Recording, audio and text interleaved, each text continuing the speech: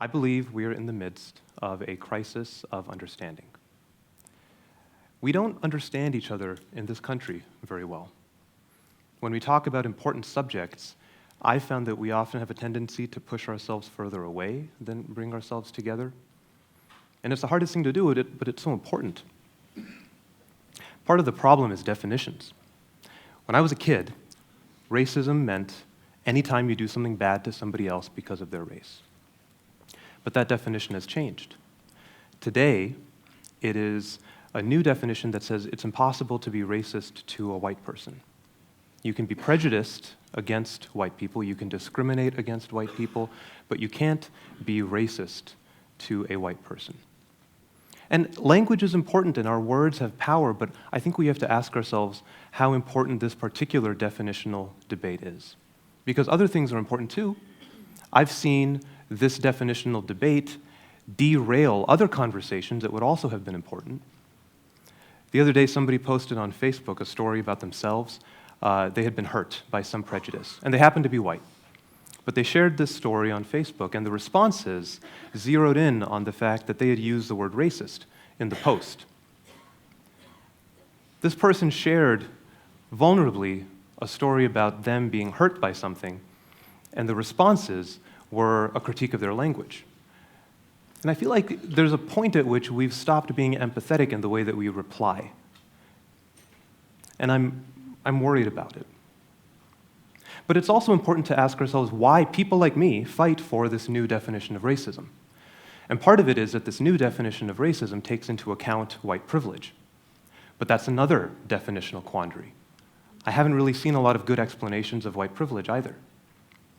Some conversations of white privilege go something like this. One person says, there's no such thing as white privilege. Are you kidding me? You're telling me that some poor white kid has more privilege than Colin Powell's child?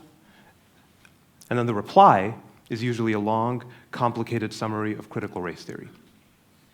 It doesn't go particularly well. It's not coherent, and it's also not what that conversation needs to be. It shouldn't be academic, it should be personal, and it should be relatable. We have to decide if we would rather be right or if we would rather be persuasive. Being right is easier, but it's also nebulous because you can't prove it. It's not scientific. Over time, truth itself has changed drastically for human society. We used to think the world was flat. At any point in time, we could be wrong, and we won't even know about that until hundreds of years after we're dead. Being persuasive is testable. It's scientific. If you want to know whether or not you were persuasive, just ask the person you were speaking to, hey, did I persuade you? And then you know. But it's harder. Being persuasive requires us to understand the person that we're talking to. And understanding requires compassion and patience and listening to them, even when listening to them makes our blood boil.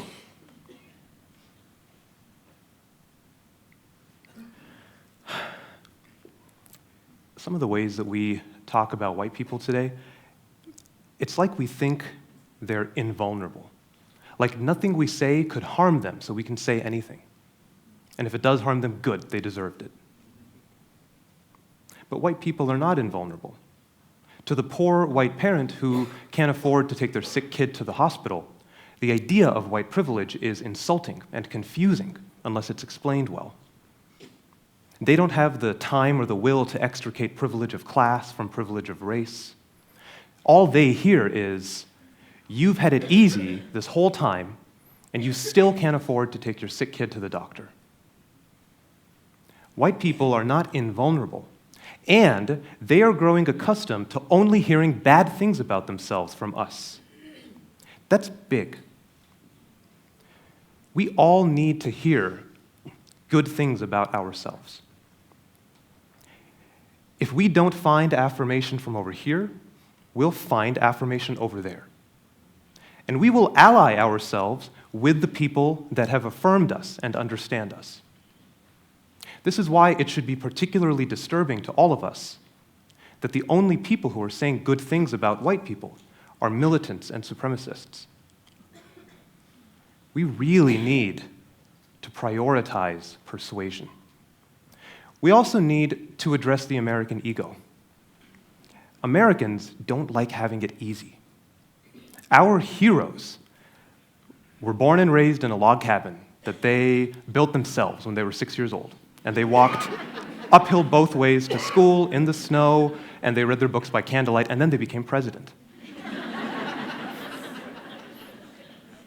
This is the material with which we build our icons. So it makes sense that we're so resistant to the idea of privilege.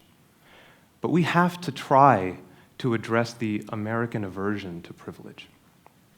Part of it starts with admitting our own privileges freely and with more humility. I'm exceptionally privileged.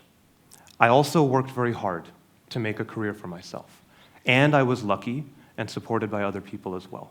All of that combined means that my kids will be born into a financially secure household. They will not have to worry about health or eating well. They'll have fun, they'll work hard and play hard, they'll travel and make memories that they'll later write about in essays for internship applications. They'll have a good start. They might screw it up, but they will have a good start. They won't have worked for that at all. We're giving it to them. Isn't that what every parent wants to do? Don't parents want to give their kids the best sure-footed start that they can? Privilege is not something evil to run away from. Accepting it can help us to build some bridges. White privilege is not an attack on any one person. It's not about comparing one person to another person or just cherry-picking a poor white kid and then a rich black kid. It confuses the subject. Instead, I like to think of white privilege as part of how we might answer a very complicated question. And the question is, how long does it take to remedy centuries of oppression? White privilege suggests that it takes longer than we think. In the 1950s, the GI Bill helped veterans coming back from World War II buy houses and go to college. It's a tremendous benefit. You can really start to build wealth with something like that. Of the first 67,000 mortgages that the GI Bill first insured, less than 100 were given to people of color. This is also a time when it was legal for many of the best universities in the country to deny admissions to people based on the color of their skin. You can build wealth with those benefits, but they were unequally distributed. Some of you should also realize that this wasn't that long ago. It's possible that you have a relative living today who was denied a mortgage or university admittance because they were black. How long does it take to reverse centuries of oppression? I'm asking you to be open to the idea that it might take longer than we thought. Next month, when we're sitting around the table at Thanksgiving sharing blessings, as we sometimes do, I'd like you to also consider not just how life would be if you hadn't had a particular blessing, but how would things be if your lineage for hundreds of years had been denied many of those blessings? What is the impact of a family whose lineage was affected by that? What does it feel like to them when they cite that inequity? Are they heard properly? Is it hard to make that kind of a claim and still have your integrity? I might not have convinced anybody today that white privilege exists. I hope I've made at least a dent in the idea that white privilege existed, because if we're going to argue, and we should argue, if we're going to argue, let's argue about how long it takes to reverse the effects of a system where white privilege at least did exist. Let's argue about how long it takes to address the inequality of unequal rights and benefits, unequal universities, unequal suburbs, unequal prison sentences. And when we're arguing about those things, we need to do it better than we have. Some of you might be hearing me and thinking, Sumeet, how dare you police my tone? How dare you tell me how to speak about my oppression? And you're right. I can't do that, and I shouldn't, and I'm not. Many of you have taken on this tremendous emotional burden of speaking about this at all. And I can ask for nothing more than your courage that you've already provided. But some of you are like me. You know racism firsthand, but you are also privileged to have had it easier than some.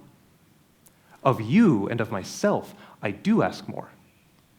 I ask you to have the hardest conversations, the ones that require you to listen patiently to another person and see if you can build a bridge to understanding instead of just being right. There's this vision of the US as a country where different ideas and different kinds of people all mix and everybody has the same power to choose their path in life. I don't feel like we're getting closer to it. It feels drifting to me. But I love this country. I'm an American and I'm worried about my country. And I think that part of the solution is to improve the way that we talk about the most important subjects. And a lot of it has to do with understanding that righteousness has a place and it's important. But what I would like you all to do is aspire to be persuasive. Thank you.